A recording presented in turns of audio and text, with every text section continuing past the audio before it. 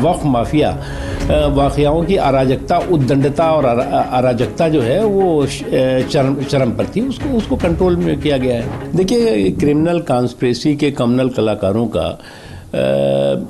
ये प्रायोजित प्रोग्राम चल रहा है, और ये प्रायोजित प्रोग्राम जो है वो शाहीन बाग 2 के तौर से देख सकते हैं आप।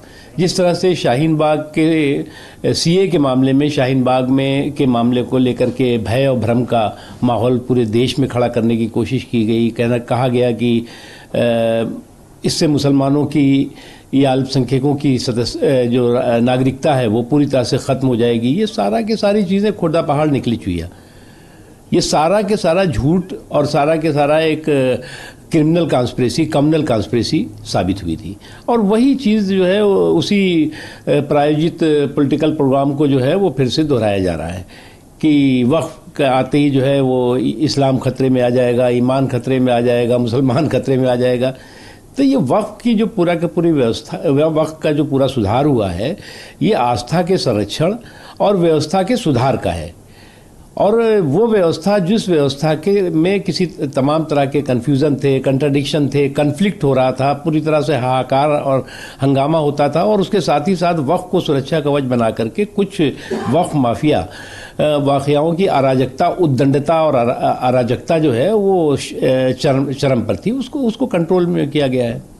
सर, 26/11 भारत की एक most wanted terrorist Tahawwur Rana को प्रत्यर्पित करके अमेरिका से आज भारत लाया जा रहा है, क्या कहेंगे? देखिए, देश के खिलाफ जिसने भी क्राइम किया है, जिसने भी अपराध किए हैं, उनके खिलाफ देश के कानून के तहत कार्रवाई होगी। लेकिन जो कांग्रेस पार्टी बड़ी बड़ी बात करती है, संविधान की बात करती है, लोकतंत्र की बात करती है, आज भी देश को याद है कि कतरोची जो कि देश के जनधन के लूट का जो है वो गुनहगार था, उसको जो है वो न केवल यहाँ से सेफ पैसेज दिया गया, भगाया गया, बल्कि उसको जो है वो क्लीन चिट भी दे दी गई।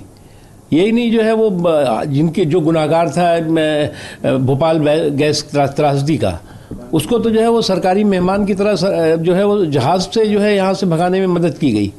तो ये जो है वो दौर वो था और ये दौर ये है।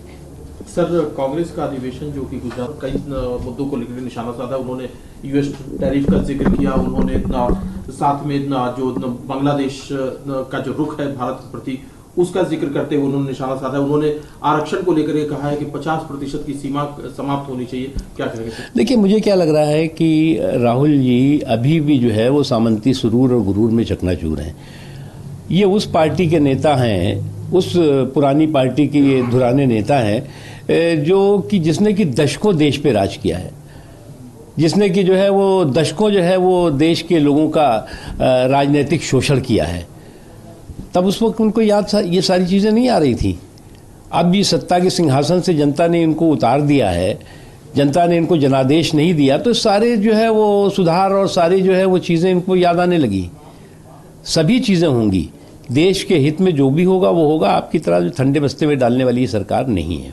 सर, इसी अध्यक्ष मल्लिकार्जुन खड़गे साहब तो कह रहे हैं कि जो भी व्यक्ति काम नहीं कर रहा है, नॉन परफॉर्मिंग है, उसे राजनीति छोड़ देनी चाहिए। साथ ही उन्होंने बीजेपी का जिक्र करते हुए कहा कि बीजेपी के खिलाफ ये आज़ादी की दूसरी लड़ाई होगी। देखो, ऐसा है कि इस पार्टी के धुराने प्रेसिडेंट साहब को सबसे पहले इस नॉन परफॉर्मिंग पार्टी के नॉन प्रोडक्टिव पप्पू साहब को बाहर रिटायर करना पड़ेगा, क्योंकि इस नॉन परफॉर्मिंग पार्टी के नॉन प्रोडक्टिव पप्पू साहब जो है वो सबसे ज़्यादा समस्या है। तो इस पुरानी पार्टी के धुराने प्रेसिडेंट साहब उसका अध्ययन करें, उसका जब विश्लेषण करेंगे तो उनको समझ में आ जाएगा। लेकिन सर, बीजेपी के खिलाफ लड़ाई को भी वो कह रहे हैं कि आज़ादी की दूसरी लड़ाई है। देखिए, एक बात आप समझ लीजिए कि ये हर चीज़ को ये आज़ादी के लिए लड़ाई, आज़ादी की दूसरी लड़ाई के, जब इनके जो है वो अगस्ता का जो है वो घूस कांड में जो है वो इनके खिलाफ कार्रवाई हुई थी, तो उन्होंने ऐसा मार्च निकाला था जैसे अगस्त क्रांति का मार्च हो रहा हो, जैसे वो अगस्ता करप्शन नहीं बगल अगस्ता क्रांति हो रही है। तो इसलिए जो है